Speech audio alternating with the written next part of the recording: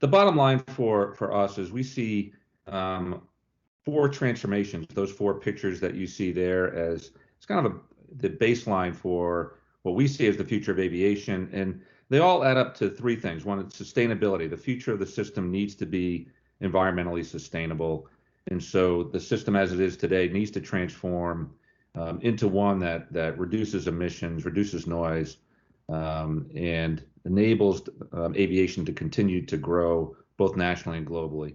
We certainly want to increase mobility for the traveling public, as well as to enable new forms of mobility, both more local and regional, more ability to move packages and other things, both obviously long distance as it is today, but also for short distance type deliveries and things like that. And then certainly economic growth as we look forward. We certainly want to make sure that the aviation system continues to support the economic growth of the nation and the world.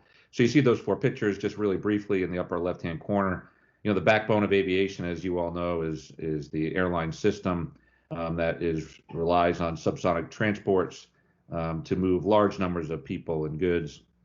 What we see there is a transition to more ultra efficient type vehicles. What you see there is a transonic truss brace wing that has a aspect ratio, or the length of the wing could be as much as twice as what you see today, and that just brings much less drag for the equivalent amount of lift, and so we can move more efficiently through the air. The engines are going to be much more highly efficient. They'll probably be hybrid electric engines, bringing a megawatt more of power to the propulsion system, electric power to the propulsion system that can do really interesting things at peak power, like takeoff and like top of climb, to enable the turbine to be much more optimized for cruise, which is where you want it to be optimized.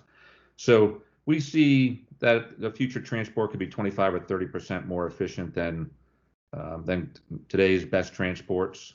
So that's a big jump, and of course, a large push towards sustainable aviation fuels to get carbon out of the energy source itself. And so while it's 25 to 30% more efficient, it'd be even more or even less carbon emissions as we go forward using sustainable aviation fuels.